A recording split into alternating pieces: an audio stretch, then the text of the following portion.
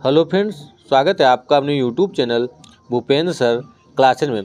Class 10th वालों का जो कल साइंस का पेपर होना है तो उनके लिए हम इम्पोर्टेंट प्रश्न बताएंगे, क्योंकि अब आपके पास बहुत ही कम समय बचा है। कल आपका पेपर है, पढ़ना तो आपको सारा सिलेबस चाहिए, क्योंकि आज जो बायो का पेपर हुआ है उसमें बहुत सारे प्रश्न जो थे वो बच्चे कह रहे थे कि पढ़े नहीं, मतलब सिलेबस में तो हैं लेकिन इम्पोर्टेंट ही बच्चे पढ़ के जाते हैं। तो आपको पढ़ना तो सारा सिलेबस, लेकिन इन प्रश्नों को ज़्यादा ध्यान देना है। ठीक है, तो ये पहला चैप्टर है रासायनिक अभिक्रिया वाला। इसमें आपको देखना है, ठीक है, इस प्रकार के चैप्टर में इसमें संक्षारण जो है, संक्षारण बहुत इंपॉर्टेंट संक्षारण है आपका, और विक्रयगंधिता है, संक्षारण और विक्रयगंधिता। ठीक, रेडॉक्स अभिक्रियाएँ भी इम्पोर्टेंट है, द्विविस्थापन अभिक्रिया, विस्थापन अभिक्रिया। ये ऑब्जेक्टिव तो आपको सारे ही पढ़ने, ऑब्जेक्टिव आपको एक बार सभी चैप्टर्स के सारे ऑब्जेक्टिव एक बार पढ़ लेने, क्योंकि 20 ऑब्जेक्टिव आपके आते हैं तो ऑब्जेक्टिव तो आपको पढ़ने ही पड़ेंगे भाई। ठीक है, और इस चैप्टर में आपको संतुलित करने वाले भी समीकरण आ जाते हैं। संतुलित करने वाले प्रश्न जो हैं, इस प्रकार के समीकरणों को संतुलित करना है। 2 नंबर में आपका इससे पूछ सकता है कि Zn H2SO4 Zn SO4+2, इसमें आपको दोनों को इक्वल करना होता है, इस प्रकार के प्रश्न। ठीक है, तो ये हो गया आपका। ये जैसे ये भी संतुलित करने वाला दे रखा है, तो समीकरण को संतुलित करने वाले भी आप पढ़ सकते हैं इसमें। ठीक, सारे संतुलित करने वाले दे रखे हैं, ये भी संतुलित करने वाले हैं। ठीक, उसके बाद ऊष्माक्षेपी और ऊष्माशोषी, ये भी इम्पोर्टेंट है आपका। ऊष्माशोषी और ऊष्माक्षेपी, ये दिया ऊष्माक्षेपी और ऊष्माशोषी अभिक्रियाएं। ठीक है, ये इस प्रकार का प्रश्न जो है, हम लोहे की वस्तुओं में पेंट क्यों लगाते हैं, ये जो है ये इम्पोर्टेंट है आपका।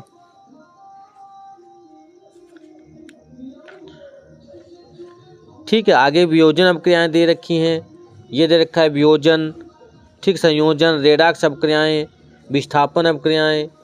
ठीक, ये बहुत इंपॉर्टेंट है आपके लिए। फिर अगले चैप्टर पे जाते हैं, अम्ल, क्षार और लवण। इसमें से आपके बहुत अच्छे प्रश्न पूछ जाते हैं। अम्ल पूछ लेते हैं आपसे, प्रबल अम्ल, प्रबल क्षार, दुर्बल अम्ल, दुर्बल क्षार, ये सब। ये क्षार दिया है, अम्ल दिया है।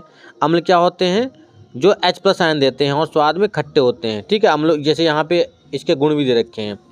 ठीक है, ये क्षार दे रखा है, क्षार के समान गुण। ठीक, ये सब दे रखा है आपका। और अम्ल, क्षार, pH, यहाँ से अम्ल, क्षार और pH के सवाल भी आ जाते हैं।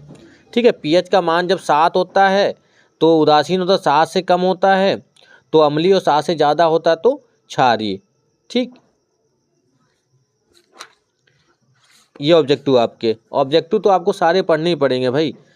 pH, शुद्ध जल का pH मान कितना होता है, 7, इस प्रकार। और इसमें आपको लॉन्ग भी पढ़ लेने हैं। इसमें आपका इस चैप्टर में व्यंजक चूर्ण, ब्लीचिंग पाउडर जो है, धामन सोडा, खाने वाला सोडा, प्लास्टर ऑफ पेरिस, 3-4 जो प्रश्न आपके इंपॉर्टेंट है लॉन्ग के लिए। ठीक है, ये pH आ गया आपका, ये pH देखा है, pH भी आपको पढ़ लेना है। इसके सूत्र जो होते हैं, इसके सूत्र 2 होते हैं, pH बराबर माइनस का लॉग H+, और H+ बराबर 10⁻⁻ pH। ठीक है, यहाँ से आपकी ये सवाल भी आ जाते हैं। ठीक है, pH के सवाल भी पूछे जाते हैं। और अभी मैंने बताया प्लास्टर ऑफ पेरिस, ठीक है, plaster of Paris, Dhaman soda, खाने वाला सोडा और व्यंजक चूर्ण, ये। ठीक है, ये pH के सवाल दे रखे हैं, देखो ये pH के सवाल दे रखे हैं, pH के सवाल भी आपको तैयार कर लेने हैं। यह लॉन्ग में आपका ब्लीचिंग पाउडर, धामन सोडा, खाने वाला सोडा। फिर अगले चैप्टर पे आते हैं, ये केमिस्ट्री का ही चैप्टर है ये। धातु और धातुएं किसे कहते हैं, ये आपको पढ़ लेना है। अधातुएं, धातुओं के गुण, भौतिक गुण, अधातुओं के भौतिक गुण, रासायनिक गुण, ये सब आपको एक बार पढ़ लेना है। और बहुकल्पी तो आपको पढ़ना ही है भाई। खनिज और अयस्क, खनिज और अयस्क बहुत इंपॉर्टेंट है। खनिज और अयस्क, इसमें से आपसे पूछ सकता है। ठीक है, ये जैसे दिया आघातवर्धनीयता, ये भी पूछ सकता है आपसे। गालक, प्रगलन, गालक है, प्रगलन है, धातुमल है। ठीक है, निष्ठापन, भर्जन, अयस्क का सांद्रण, ये सब आपसे पूछ सकता है। अयस्क का सांद्रण भी आ जाता है। ठीक है, ये देखो भर्जन सांदन दे रखा है, एस का सांदन, ये बहुत इंपॉर्टेंट है। अगले चैप्टर पे आते हैं, कार्बन तथा उसके यौगिक दे रखा है।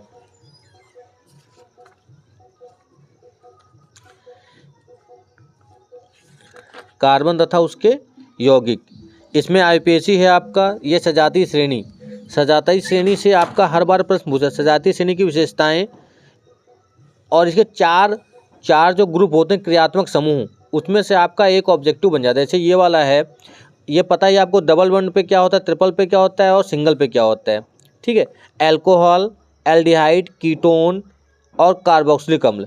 ठीक है, ये चारों ग्रुप आपको पढ़ लेने हैं। हाइड्रोक्सिल होता है ये, एल्डिहाइड, कीटोन और कार्बोक्सिलिक। ठीक है, तो ये चार ग्रुप से आपसे डायरेक्ट कभी कभी ये पूछता है कि ये कौन सा ग्रुप, कौन सा क्रियात्मक समूह जुड़ा है। ठीक, और इसके एक एक दो दो उदाहरण पढ़ लेने की, C2H5OH एसीटोन का है, CH3CO3 या CH3COH। ठीक है, इस प्रकार के HCO फार्मिक अम्ल, और कीटोन का इस प्रकार से।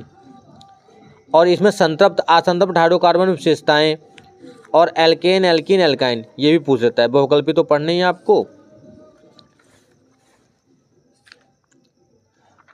ये देखो एल्डिहाइड दे रखा है, जैसे एल्डिहाइड कौन सा, इस प्रकार के प्रोपेनॉल कौन सा, प्रोपेनॉल का रासायनिक सूत्र, ये बहुत इंपॉर्टेंट प्रश्न है आपके। एथिल अल्कोहल आईपीएसी नाम। ठीक है, ये आपको,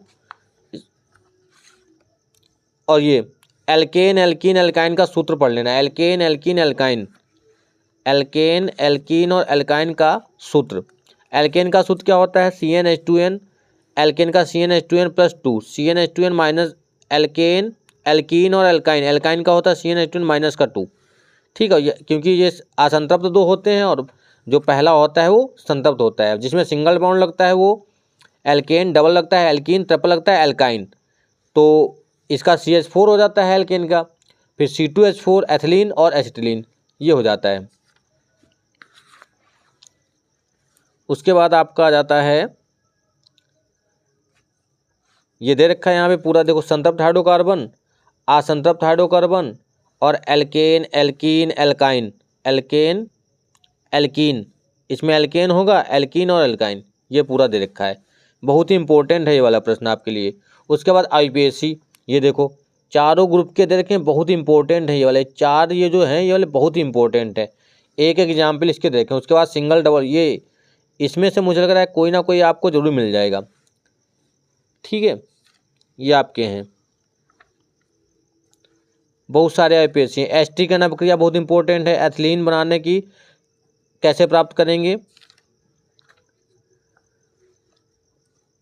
उसके बाद साबुन क्या है, साबुन वाला बहुत इंपॉर्टेंट है, मृदु साबुन और कठोर साबुन। फिर आपका आईपीएसी, और लॉन्ग के लिए आपका ये एथिल अल्कोहल। ठीक है, ये वाले इंपॉर्टेंट हैं आईपीएसी, ये वाले जो आईपीएसी हैं ये इंपॉर्टेंट है, ये वाले।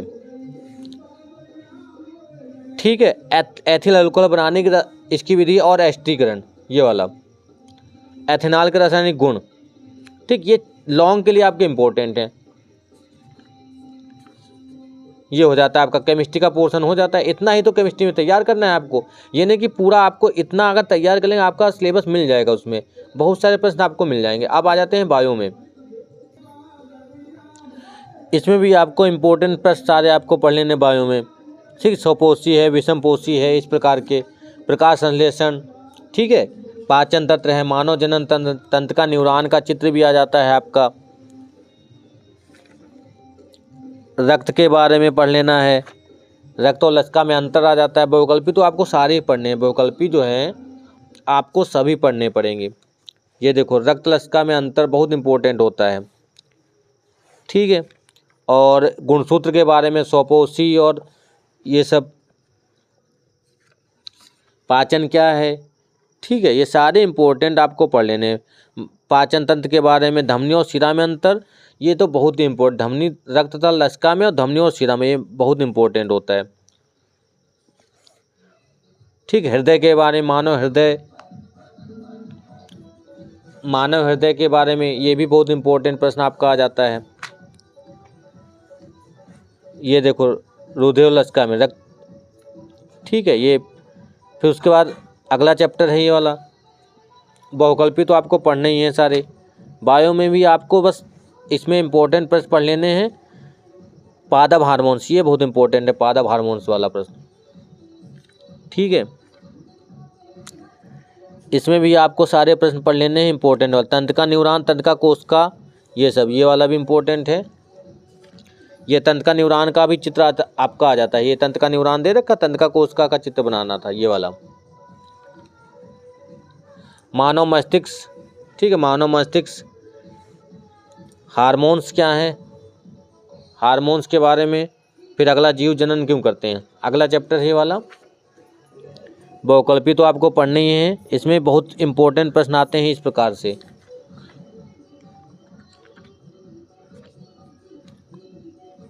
ये देखें सारे प्रश्न, इसमें भी आपको पढ़ लेना है इंपॉर्टेंट प्रश्न। कायिक प्रवर्धन क्या होता है, और ये वाला। इस प्रकार का प्रश्न आपका एक आ जाता है, मनुष्य के नरजनन तंत्र का वर्णन या मादा जनन तंत्र का वर्णन, या इसमें से डीएनए आरएनए, और ये वाला जो है, ठीक है। ये भी लॉन्ग में आपका आ जाता है। निषेचन से पूछ लेते हैं प्रश्न, पौधों में परागकण, और उसके बाद अगला चैप्टर है अनुवांशिकता, ठीक है। किस पौधे पे हुआ था, मटर पे, और मेंडल ने इसकी खोज की थी, इससे प्रश्न पूछा जाता है। अनुवांशिकता के जनक पिता कौन है, ग्रेगर जॉन मेंडल, ये सब दे रखा है इसमें। ये देखो, ये वाले प्रश्न जो हैं छोटे छोटे, ये भी बहुत इंपॉर्टेंट हैं। और यहाँ से डीएनए आरएनए, ये सब, ये वाला, ये भी बहुत इंपॉर्टेंट है। फिर आपका आ जाता है फिजिक्स में। फिजिक्स में आपको न्यूमेरिकल्स पढ़ लेने हैं।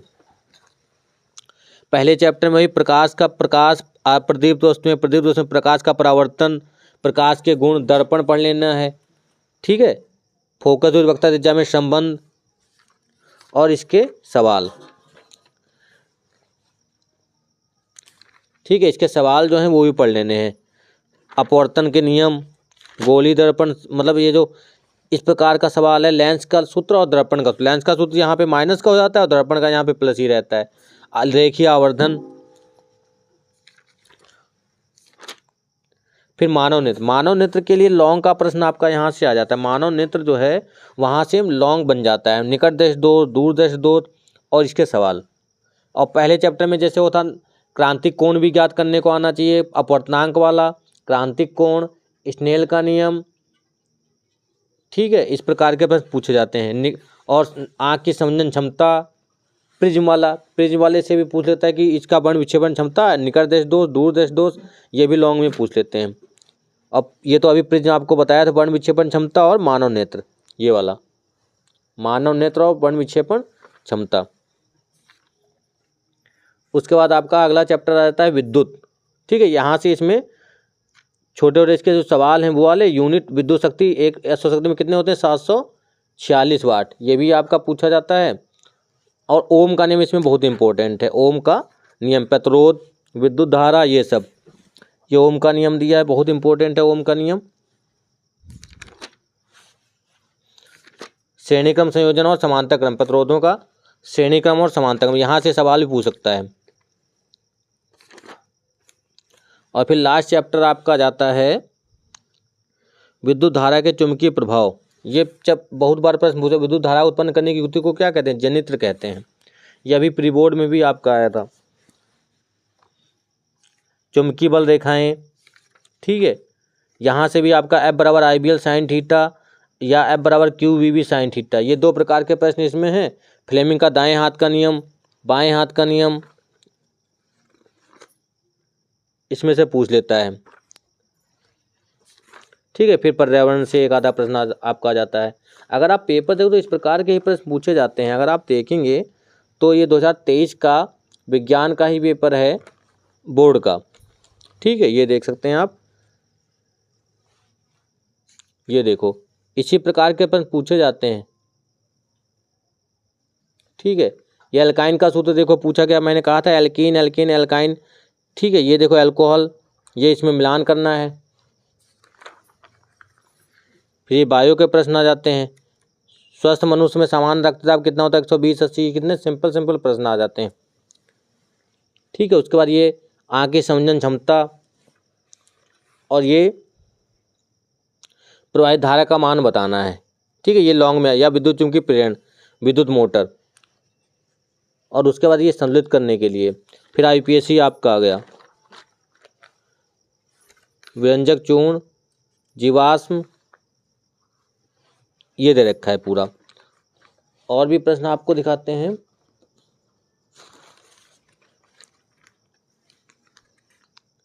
ये 2025 का प्री बोर्ड का, ये देखो कितना फोकस दूरी वक्र दिशा में संबंध वाला सूत्र से एक प्रश्न आपका हर बार मिलता है बहुकल्पी में। गुजरने वाला अधिकतम विचलन कहाँ से होता है, आँख में सिलिकॉन क्या है, विद्युत धारा का मापन, प्रेत धारा, ये सारे प्रश्न कितने इंपॉर्टेंट हैं आपके। ठीक है, इनको भी आप एक बार देख लेंगे। प्रोपेन का सूत्र ये सब दे रखा है। साबुन क्या है, और यहाँ पे दूरदर्शी दोष से इसका निवारण, और इसके बाद एक सवाल दे रखा है, मानव नेत्र का सचित्र वर्णन। ये देखो मानव नेत्र लॉन्ग में आ गया। और प्रिज्म के बारे में मैंने कहा था, प्रिज्म से और इससे लॉन्ग आ जाता है। उसके बाद इधर क्या है, इधर केमिस्ट्री का और बायो का है, ब्लीचिंग पाउडर का निर्माण, और फिर उसके बाद पोषण, टिप्पणी लिखना है, उसके बाद जैव निम्नीकरण, अजैविकरण। एक और पेपर है, ये 2024 का है। कांच का अपवर्तनांक अधिकतम होता है, ये सारे ये देखो, विद्युत धारा का मापन, उसके बाद ये वाला सवाल, चुंबकीय बल रेखाएं, अवतल दर में वक्रता त्रिज्या 20 सेंटीमीटर है। प्रकाश का प्रकीर्णन सबसे वेबर की राशि का मात्रक है। उसके बाद ये वाले सवाल, पुरुष में लिंग गुणसूत्र होते हैं, मनुष्य में कितने जुड़े, आनुवंशिकता के जनक, पुष्प के कितने भाग होते हैं। उसके बाद ये प्रश्न आपके आ गए, ये देखो मानव नेत्र की ओम का नियम, मानव नेत्र परावर्तन का नियम, सारे प्रश्न वही जो अभी मनुष्य में दूध के दांतों की संख्या, पेड़ पौधे होते हैं, ये सब दे रखा है। ये इधर लॉन्ग के दे रखे हैं, स्टीकरण और ग्रीन हाउस, मानव जनन तंत्र, मादा का स्वच्छ चित्रता का संक्षिप्त वर्णन, मानव के पाचन तंत्र की संरचना का वर्णन लॉन्ग में। ठीक है, तो ये सारे प्रश्न हैं आपके जो बोर्ड एग्जाम के लिए बहुत इंपॉर्टेंट। ये भी आपका एक मॉडल पेपर है। ठीक है, मॉडल पेपर है, जिसमें से इसको भी आप देख सकते हैं, ये प्रश्न दे रखे हैं इसमें भी, ये दे रखे हैं सब। ठीक है,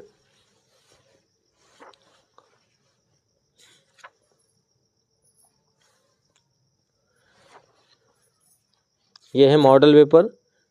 इसमें से इस प्रकार के भी प्रश्न पूछे जाते हैं। ऐसा नहीं जैसे आज बायो का पेपर हुआ है तो उसमें ऐसे ही प्रश्न पूछेंगे जो इम्पोर्टेंट नहीं, जो मतलब आए नहीं कभी सिलेबस में भी ज़्यादा मतलब जो मॉडल पेपर है उसमें बहुत मुश्किल से मिलेंगे प्रश्न आपके। अच्छे लेवल के प्रश्न दे दिए थे आज। ये देखो इसमें ये पढ़ा हुआ मतलब हमें इन दोष के वर्ष का पद क्यों दिखाई देता है, देश दोष, उत्तर लेंस, ये सब यहाँ सवाल दे रखा है। चुंबकीय बल रेखाएं, उसके बाद ये केमिस्ट्री के आगे प्रश्न, विक्रयगंधिता, उसके बाद रेडॉक्स अपक्रिया, स्टीकरण अपक्रिया, जैव निम्नीकरण। ठीक है, ये सब दे रखा है, मानव आहार नाल। तो ये आपके 3-4 पेपर थे, उसके पहले मैंने पूरा सिलेबस आपको बताया किस प्रकार से क्या क्या पढ़ना है। ठीक है, इतना ही अगर अभी भी 3 से 4 घंटे इतना पढ़ लेंगे तो उसमें से प्रश्न आपके मिलने की संभावना है। बाकी आपका सिलेबस वो दे भी कुछ भी सकते हैं, ऐसा नहीं है जैसे आज बायो का पेपर हुआ है। ठीक है, तो अभी भी समय 3 से 4 घंटे अभी पढ़ लें, और मॉर्निंग में भी एक बार रिवीजन कर लें, थोड़े न्यूमेरिकल्स भी देख लें जो इम्पोर्टेंट हैं, तो उससे आपका हो सकता है बहुत अच्छा पेपर हो सकता है।